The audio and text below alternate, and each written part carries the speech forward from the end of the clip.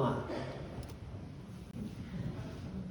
Those of us who are in charge of taking care of or guiding other people, sometimes we feel like blind guides.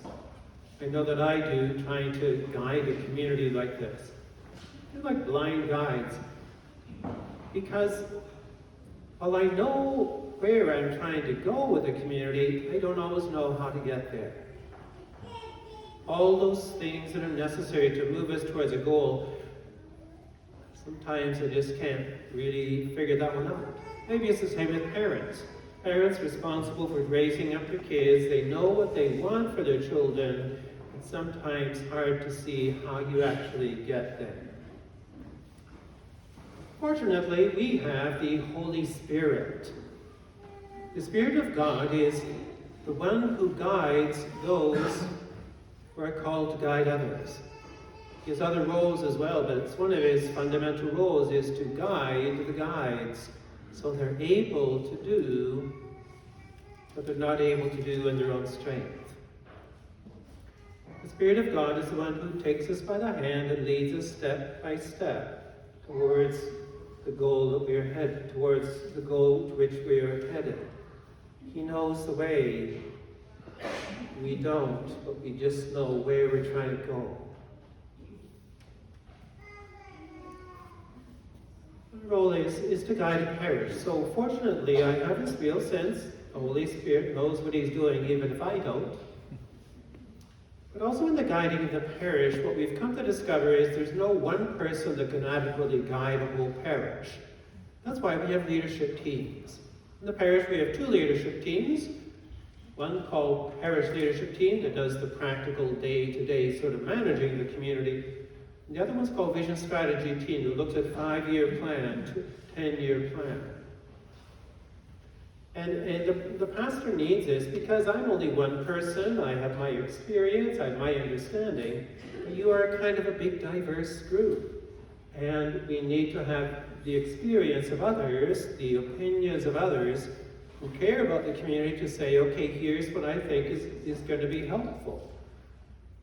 The guiding of a community really needs a team, and so I'm deeply grateful for the work of my two teams.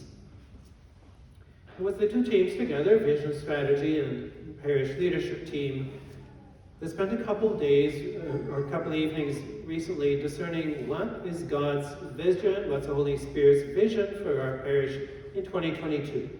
But that's where we came up with this, what we now describe simply as Jesus cares, we care.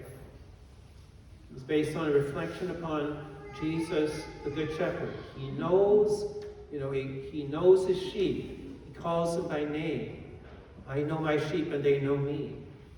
Based upon this sense that many in the community don't feel cared for by Jesus or maybe even by the church.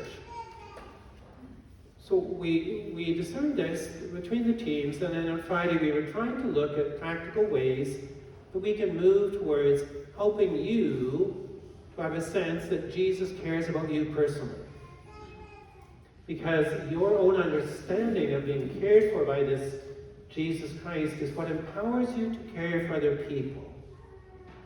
We have a sense that there's quite a lot of the community that still, about the Lord, but maybe it's not that deep, sufficiently deep sense of He cares about me. He knows about me. He wants to work in my life. So we're working on that. And above all, we're saying, Spirit of God, give us an idea on how we can help the parishioners to grow in the sense of Jesus cares about me. He knows me. We'll take a minute. We're going to simply ask the Holy Spirit to give us a sense of Jesus caring about me and give the leadership team a way to help move us forward. So let's take just a quiet minute and ask the Holy Spirit to work in that area of our life. Come, Holy Spirit.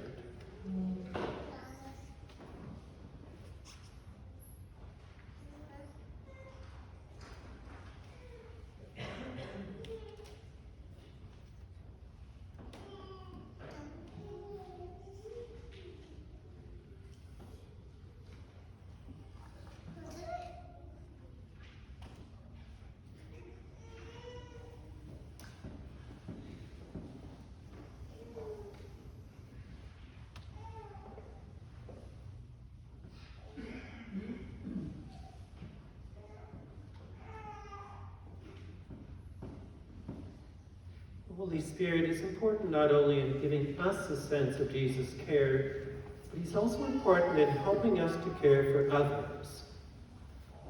So as Jesus speaks about this kind of area of caring for others in the gospel today, when he uses these images about the blind leading the blind, which is really, it's about us thinking that we know the way and you ought to be following me. It's about, frankly, being bossy. And the other one is the thing about picking the little spot out of the person's eye without seeing your own. It's about being critical, always seeing what's wrong with that person there. So Jesus offers teaching in those areas. So the first is, the blind leading the blind is kind of this sense, I'm always telling people what to do because I'm the only one who actually knows how to do it properly. And if they were as smart as me, they'd be doing it that way anyway. I wouldn't have to tell them, but they don't, so I'm going to tell them. Here's how you do it. I know the right way. Do it. Well, there's so many areas of our lives where we can find ourselves relating to people in that way. I know, you don't. Just do what I tell you. Here's an example. In the rectory, the three people are kind of involved with the rectory. Myself, Father Brian, and Elaine, the housekeeper. I'm the neat one of the three. I don't know how to order the other two go in, but I'm number one in that department. So when it comes to stacking the dishwasher, we have very different understandings about how it ought to be done. Now, for sure, if I was going to exert my authority, I could say, you need to stack it my way. But I care about them. And it's more important to care about them than to get the dishwasher stacked in the right way.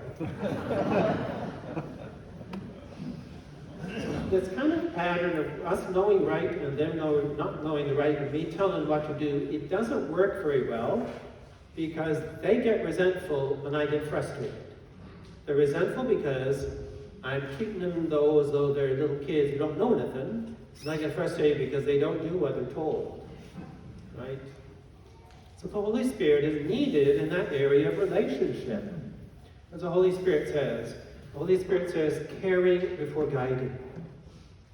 Unless you really care about these people and they know that you care about them, you're wasting your breath if you're trying to tell them how to do things. In the end, it's actually all about relationship.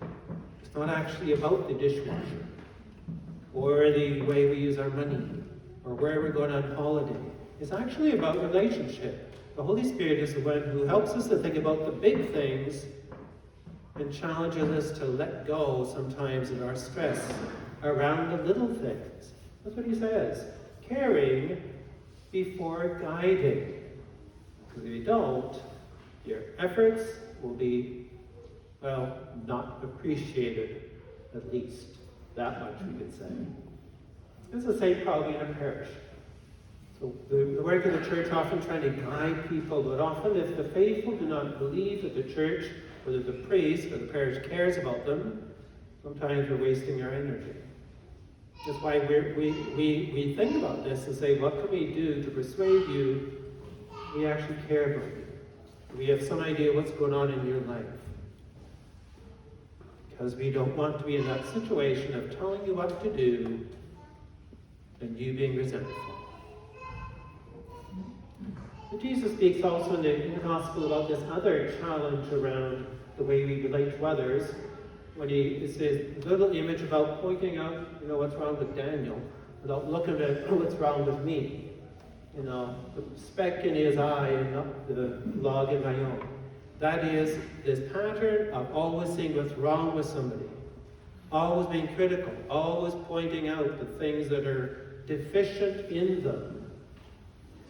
And we love it. Well, it's such a natural thing for us. Contribute that to Adam and Eve. Started blaming each other right from the beginning. And we still are doing it. Your fault. And if you didn't, you should know better. You should know better. I don't know. I never say that, but some of you might. Pointing out fault. It's a natural thing within us. It could be the government. It could be your spouse, it could be Bonnie Henry, but for sure it's anybody who doesn't agree with you. They're going to be subject to the pointing finger. We know it, and we all do it, and we all hate it when it's done to us. It impacts the way we relate to one another. And the Holy Spirit has got a message in that part of our lives too. He says, you must humbly recognize your own personal weakness. You've got to learn caring for the person based upon your own need to be cared for, a humility about your own failures, and then maybe there might at some point be an opportunity to politely suggest, here's something in your life that really could be improved. But until people feel cared for, until they feel that somehow the suggestion is coming out of a caring heart, they are simply going to be resentful. The Holy Spirit is the one who's trying to help us to relate well, to care. And a big part of it is get past the small stuff and focus on the stuff that really matters. So Jesus cares for us, and if we're going to care for other people properly, we need the guidance of the Holy Spirit. We need to be able to step back and see really what matters, because that's what the Holy Spirit is focusing on. We need to get past this kind of preoccupation with the immediate details of everyday life and see these are people that God has set into my life for my joy. And my relationship with them is something enduring, and in 3 weeks' time, we can't even remember where we spent that money. No, to think about the big stuff, because that's what gives us life. The Holy Spirit, we need to call on Him again and again because we have bad habits of personal relationship. And He desires that relationships be a beautiful enhancement for our life. You have to be willing to be guided by Him. You've got to recognize that good relationships are so much more important than all the details of life, including that important detail on how you stack your dishwasher.